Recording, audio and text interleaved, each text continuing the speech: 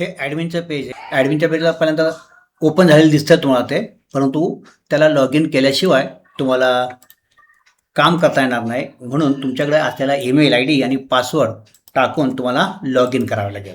इथे तुम्हाला तुमचा लॉग इन ईमेल दिसतो का चेक करा, जो ॲडमिनचा आहे, तरच पुढचं काम करा. अदरवाईज तुम्ही केलेलं काम वाया जाईल किंवा सेवच होणार नाही. कारण ते आता मी काय करतो आहे, मला क्विज कॅटेगरी बनवायची, तर इथं मी पहिली टेस्टिंग नावाची कॅटेगरी बनवतो. याला सेमच नाव देतो मी, टेस्टिंग. अशा कितीही कॅटेगरी तुम्हाला तयार करता येणार आहेत. तर टेस्टिंग नावाची कॅटेगरी बनवली. इथं तो विचारतोय ग्लोबल सेटिंग, तर इथं तुम्ही जे काही लिहिणार आहात ते सर्व क्विजला ॲज इट दिसणार आहे. म्हणून मी सेंटरचं नाव लिहील किंवा तुम्हाला काय आणखी लिहायचं ॲडिशनल लिहू शकता. तुम्हाला किती प्रश्न टाकायचे टाका, त्यातले किती प्रश्न एका वेळी दिसले पाहिजेत ते मॅक्झिमम क्वेश्चन लिहिलेत. मी काय करतो, सुरुवातीला पटकन व्हावं म्हणून 5 मॅक्झिमम क्वेश्चन दाखवतो आणि 6 क्वेश्चन ॲड करतो. बरं, विद्यार्थ्यांचा लीडर बोर्ड कितीचा बनवायचा आहे, तर इथं लिहिलं मी 5चा. तर 5 विद्यार्थी मला दिसतील जे टॉपचे 5 असतील. तर तुम्ही हे अंक बदलू शकता. मॅक्झिमम क्वेश्चन किती दिसावेत आणि लीडर बोर्ड किती विद्यार्थ्यांचा तयार व्हायला पाहिजे. किती क्वेश्चन टाकायचे त्याला काही लिमिट नाही. परीक्षेसाठी असणारे रूल्स तुम्ही इथं लिहू शकता आणि त्याला तुम्ही सेव्ह करा. आता एक एक प्रश्न टाकण्याऐवजी आपण बल्कमध्ये टाकूया. मी क्वेश्चन पेपर निवडला टेस्टिंग नावाचा, लोड त्याला म्हणालो, आणि त्यांनी बघा जावाची एक ब्लँक डिरेक्टरी तयार केलेली आहे. मी काय करतो, एक्सेलमधून डेटा कॉपी करतो. एक्सेलमधून म्हणण्यापेक्षा माझ्याकडे एक टॅब्युलर टेबल आहे. पहिल्या कॉलममध्ये क्वेश्चन आहे, दुसऱ्या कॉलममध्ये ऑप्शन नंबर 1, मग 2, मग 3, मग 4 असे 4 कॉलम आहेत आणि शेवटच्या कॉलममध्ये आपण उत्तराचा क्रमांक लिहिलेला आहे. तर अशा पद्धतीने टेबल तुम्ही एक्सेलमध्ये बनवा, वर्डमध्ये बनवा, कुठे बनवा. तुम्ही असे क्वेश्चन्स कॉपी करू शकता. हवे तितके 100-500 किती पण क्वेश्चन एका वेळी कॉपी होतील. कॉपी केल्यानंतर खाली इथं पेस्ट करायचं आहे. ॲज इट इज पेस्ट केल्यानंतर खाली अपेंड टू लिस्ट या बटनावरती क्लिक करायचं आहे. तो सांगतो की 8 प्रश्न ॲड झालेले आहेत. तो ओके. तर त्यांनी काय केलं, जावाची ॲरे तयार केलेला आहे. आपल्याला काही टेन्शन घ्यायची गरज नाही. आपण फक्त सेव्ह बटनावरती क्लिक करायचं आहे. इथं क्वेश्चन सेव्ह झालेले आहेत. अशा प्रकारे पहिली टेस्ट बनली. तुम्ही असे कितीही टेस्ट बनवू शकता. ते टेस्ट विद्यार्थ्यांना दिसावेत का ना दिसावेत यासाठी आपण त्याला डिसेबल आणि ॲनेबल बटन केलेलं आहे.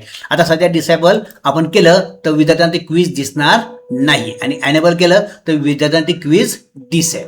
आता ॲज अ विद्यार्थी म्हणून जेव्हा विद्यार्थी आपल्या लिंकवर जातील तेव्हा त्यांना त्यांचं नाव लिहिणं कंपल्सरी असेल, मोबाईल नंबर लिहिणं त्यांना कंपल्सरी असेल, आणि त्यांना इथं तुम्ही ज्या शो कराल तितक्या टेस्ट दिसतील. त्यांनी स्टार्ट बटनावरती क्लिक केलं की त्यांना प्रश्न यायला सुरुवात होते. मी अंदाजे पटापट उत्तर निवडत चाललेलो आहे. मला फक्त चेक करायचं आहे. अशा पद्धतीने माझे 5 प्रश्न संपल्यानंतर आता मला लीडर बोर्ड पाहायला मिळणार आहे. इथं बघता येईल आपल्याला, इथं पण लीडर बोर्ड बघता येईल. तर माझा इथं लीडर बोर्ड तयार झाला आहे. मला 1 मार्क पडला आहे. मी पहिला अटेम्प्ट पूर्ण केलेला आहे.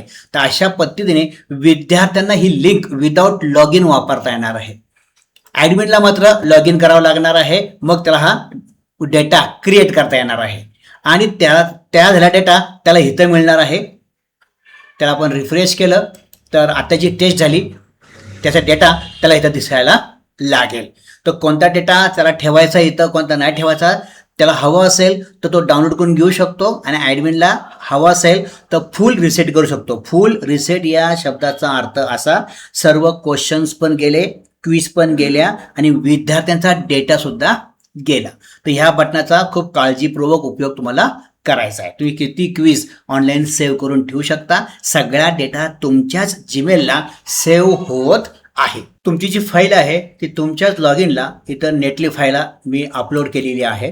तुमचाच ईमेल वापरून नेटली फाईलला अकाउंट आहे, तिथं मी डायरेक्ट अपलोड करत आहे. त्यात बॅनर पण आहे आणि HTML ची इंडेक्स फाईल पण अपलोड केलेली आहे. ते अपलोड केल्यानंतर ऑप्शनला जाऊन आपण आपल्या प्रोजेक्टचं नाव चेंज करू शकतो. कोलते कॉम्प्युटर डॉट नेटलीफाय त्याने असं नाव स्वीकारलेलं आहे.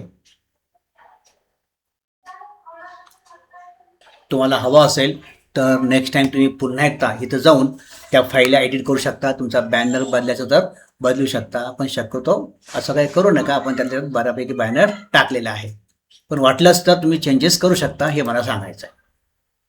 तर इथं आपली वेबसाईट आता लाईव्ह झालेली आहे.